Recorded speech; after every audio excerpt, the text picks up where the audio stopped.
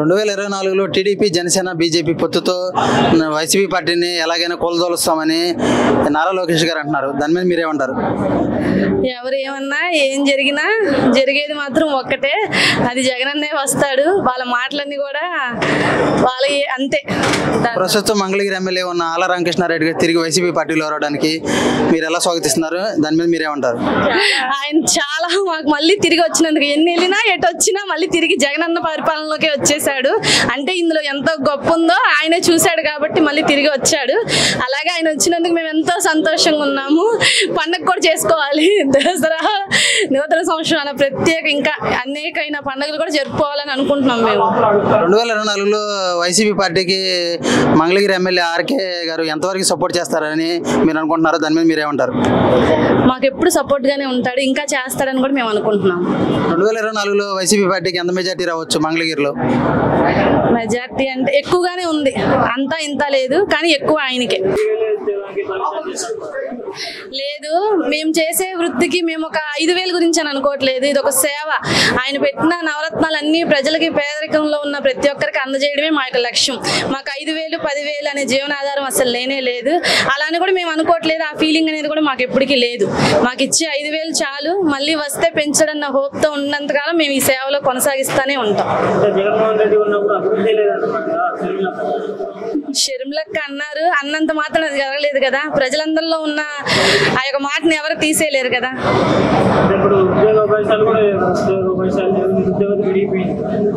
పెరిగింది, ఇంత లక్షల మందిలో వాలంటీర్స్ ఉన్నారు, ఇదంతా ఉద్యోగమే కదా. వాలంటీర్ వ్యవస్థ అనేది కూడా ఒక ఉద్యోగమేనా? సచివాలయ వ్యవస్థ అనేది ఒక ఉద్యోగం లాంటి అనేది చెప్పేసి పవన్ కళ్యాణ్ గారు వ్యాఖ్యానించారు కదా, దాని మీద మీరేమంటారు? వాళ్ళు అన్నంత మాత్రం అది జరిగేట్టు కాదు కదా. మేము చేసే వృత్తే మా ఉద్యోగం, అదే మా భవిష్యత్తు, అదే మా ఉన్నతం, అంతే.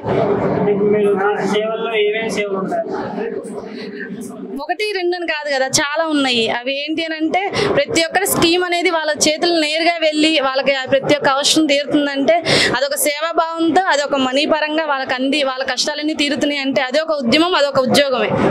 2019లో వైఎస్ జగన్మోహన్ రెడ్డి గారు అధికారంలోకి వచ్చిన తర్వాత 2004 నుంచి 2009 వరకు మన రాష్ట్రానికి ముఖ్యమంత్రిగా ఉన్న వైఎస్ రాజశేఖర రెడ్డి గారిని దాటారని అనుకుంటున్నారు. దాని మీద మీరేమంటారు?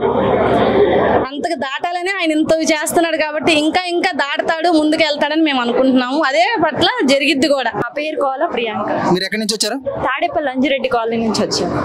పవన్ కళ్యాణ్ గారు వాలంటీర్ వ్యవస్థ గురించి దుష్ప్రచారం చేశారు కదా, దాని మీద మీరేమంటారు? లేదండి, అలాంటివి ఏం లేదు. వాలంటీర్స్ ప్రజలకి సేవ చేస్తున్నారు కానీ అలాంటి తప్పుడు ఉద్దేశాలు చేస్తున్నట్టు మటుకి జనాలు ఏమి చూస్తున్నారు కదా అంతా.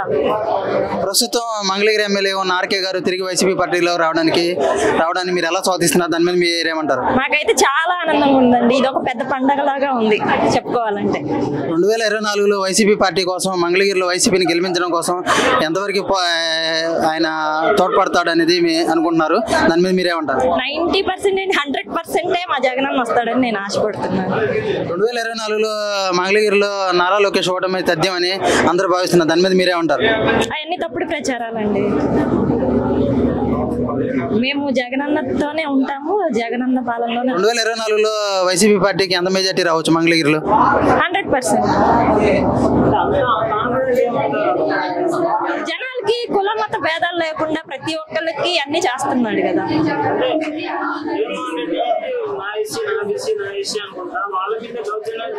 లేదండి, దౌర్జన్యాలు అనేవి తప్పుడు ప్రచారాలండి. అన్ని మతాల వారికి, అన్ని కులాల వారికి ప్రతిదీ చేస్తున్నాడు.